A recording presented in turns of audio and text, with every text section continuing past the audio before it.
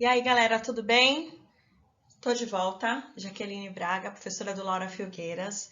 Hoje a gente vai continuar na Química, vamos estudar um pouquinho da tabela periódica. É meio complicadinho, mas a gente vai se entender. Vai fazendo pausa, anotação, vamos estudar que vai dar tudo certo. Vamos lá? Bom, galera, vamos falar um pouquinho da história da nossa tabela periódica, a estudada de hoje. A primeira pessoa a estudar foi Dmitry Mendeleev. Esse cara era um químico russo que, em 1869, começou a anotar em cartões características dos elementos químicos. Ele anotava no cartãozinho, colava na parede, anotava em outro cartãozinho, colava na parede. Não tinha internet a facilidade que a gente tem hoje, né? Bom, mesmo colando na parede, ele ia observando e reagrupando de acordo com as semelhanças esses elementos químicos. Existiam muitos espaços em branco.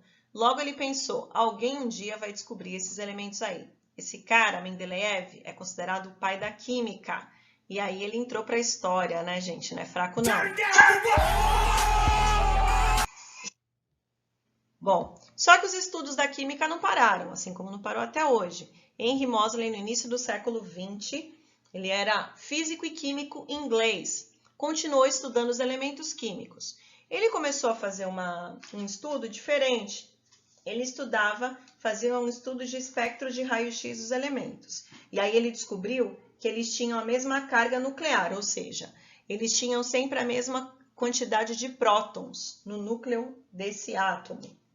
E aí ele escreveu a lei periódica, onde os elementos eles são listados de acordo com o número atômico, isso em ordem crescente, 1, 2, 3 e vai embora. E aí ele reparou que, conforme esses números vão se repetindo, eles vão se agrupando em ordem crescente, eles têm propriedades muito semelhantes. A tabela periódica que a gente usa hoje é ainda a do Henry Moseley. E nós continuamos estudando a bendita química.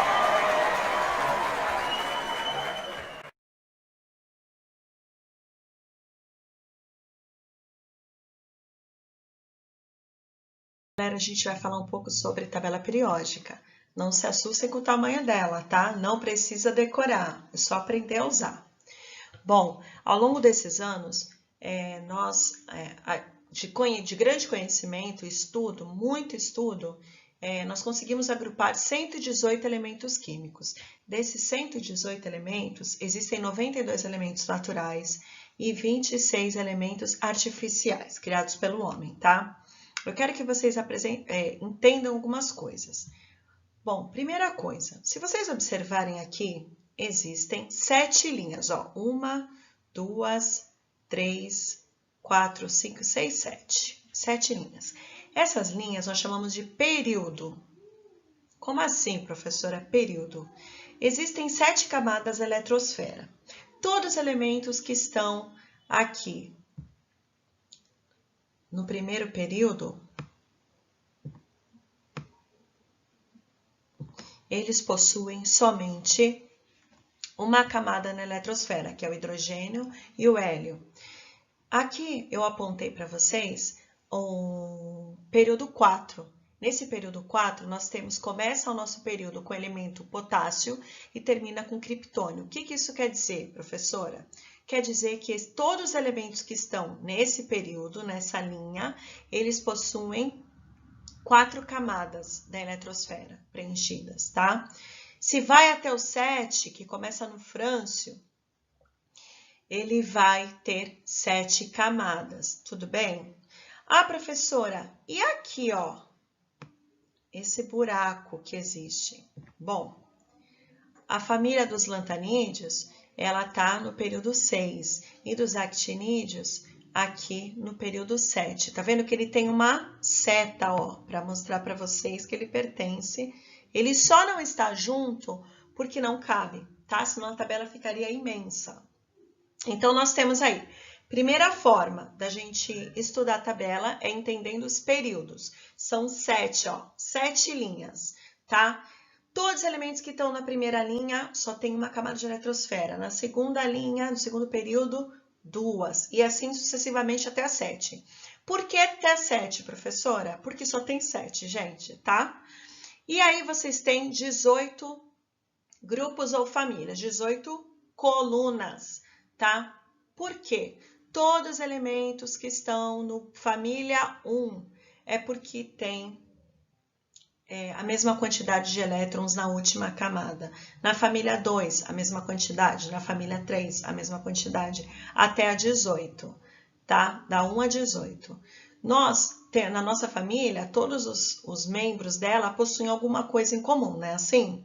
Então, na tabela periódica, todos os elementos que estão na mesma família possuem a mesma quantidade de elétrons na última camada.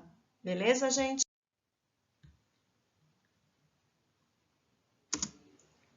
Tá aí, ó, para vocês olharem. Todos que estão na mesma coluna possuem a mesma quantidade de elétrons na última camada, tá bom? Entender um pouquinho a legenda de cada elemento químico. Nós vimos que são 118 elementos, só que eu preciso que vocês entendam o que tem naquele quadradinho colorido, muitas vezes, tá? Eu coloquei aqui um elemento que é o hidrogênio, tá? O que vem em cima, ou ele vem no meio, ou ele vem no canto superior esquerdo do quadradinho, é o número atômico. Eu falei agora há pouco que a gente usa a tabela periódica, ela está organizada por número atômico. É esse número que vocês vão procurar. Aí se eu falo para vocês, procurem o elemento com número atômico 20, vocês vão procurar lá o número 20, está do lado do 19, está sempre em ordem numérica, crescente, tá? O número atômico ele é representado pela letra Z, tá? Que é o número de prótons. No meio vem o símbolo. Eu quero que vocês prestem atenção numa coisa muito importante. O símbolo, ele pode ter uma letra maiúscula ou duas letras, uma maiúscula e uma minúscula. Muitas vezes o símbolo não parece com o nome. Por quê? Porque os elementos, quando eles foram registrados, alguns foram registrados em inglês, outros em latim, e às vezes você olha o nome do elemento químico, não tem nada a ver com o símbolo, porque o símbolo é de acordo com o nome que estava em outra língua, tá? Embaixo vem o nome do elemento químico, hidrogênio, hélio, argônio, xenônio, um monte, tá? E por último, vem o número de massa. Geralmente ele é um número quebrado, um número com vírgula, tá? Quando é número inteiro, é o número atômico, que ele vem no canto superior ou no meio, lá em cima do quadradinho. Quando ele está embaixo, é o número de massa. Normalmente é o número quebrado, tá? Número de massa é como está o núcleo daquele elemento químico. Agora a gente já entendeu um pouquinho como é cada quadradinho. A gente vai estudar as famílias. Se eu falo em famílias, as famílias elas têm algumas coisas em comum. Exemplo, eu sou Braga, Jaqueline Braga. Todos os meus familiares que são Bragas têm alguma característica semelhante, né? Quando a gente fala em tabela periódica, as famílias também têm semelhanças. Então, nós temos aí, ó, eu coloquei aí para vocês, metais, ametais, gases nobres, as principais famílias, de uma forma generalista, tá? Quais as características de todos os metais? Todos os metais conduzem calor. Vocês têm caneca de alumínio? Eu adoro. Você pega uma caneca de alumínio, bota uma água quente para fazer um chá. Você não aguenta, não. Mas quando a água está gelada, é ó, uma delícia. Porque elas são condutoras de calor. Excelentes condutores de calor. Todo metal. O alumínio é um metal. Cobre é um metal também. São sólidos e apresentam brilho metálico. Todo metal é sólido e apresenta brilho metálico. Conduzem eletricidade e formam lâminas. Essas são as características dos metais. Poxa, professora, e os ametais? Essa letrinha A na frente de metais quer dizer que é um não metal. O que isso quer dizer? Que todas as características dos ametais são opostas, diferentes dos metais. Então, se o metal conduz calor, o ametal não conduz. Se o metal conduz eletricidade, o ametal não conduz. Se o metal forma fio, o ametal não forma. Se o metal é sólido, o ametal não é. Se o metal é lâmina, forma lâmina, o ametal não forma. Tudo bem? São opostos, tá? E gases nobres? Será que é pum de rei? Engraçadinho. Não é pum de rei, não. Os gases nobres são gases em temperatura ambiente, eles são inodoros, não tem cheiro, são incolores, não tem cor, tem baixa reatividade e eles não precisam de ninguém, gente, eles são estáveis, estão lá de boa, não precisa se juntar com ninguém para ficar bem. Eles são nobres, né, querido? Nós falamos bastante dos metais, já expliquei para vocês os que são os não metais e os gases nobres. Agora eu vou mostrar para vocês como esses elementos eles estão presentes no nosso dia a dia, tá? Vocês já viram que metais são aqueles que são brilhosos normalmente, muitos têm valor monetário, né? São bem utilizados por diversas propriedades. Os não metais, eles são opostos aos metais, mas também são muito úteis. Essa imagem que vocês estão vendo, ela é do flúor, o flúor que a gente usa na pasta de dente. Aí vocês têm o enxofre, que está presente no ovo que a gente come todo santo dia. Aí tem também o carbono, que usa para fazer o grafite do nosso lápis, também com ele, dependendo do arranjo, é feito diamante. Essa imagem aí é o cloro, que a gente utiliza na limpeza. Esse é algum exemplo de ametal. Também tem, que eu não coloquei aí, tem o oxigênio, tem o nitrogênio, tá? Os gases nobres são muito utilizados para fazer lâmpadas, tá? Todos os tipos de lâmpadas luminosos que a gente vê por aí. Balões também. Ele é muito utilizado, tá? Implantes cirúrgicos também. Na verdade, eu coloquei alguns exemplos aí para mostrar para vocês que todos os elementos químicos, eles são muito importantes e úteis no nosso dia a dia, estão inseridos no nosso dia a dia. Só que a partir de agora, a gente vai aprender quem são eles e um pouco mais sobre eles, ok?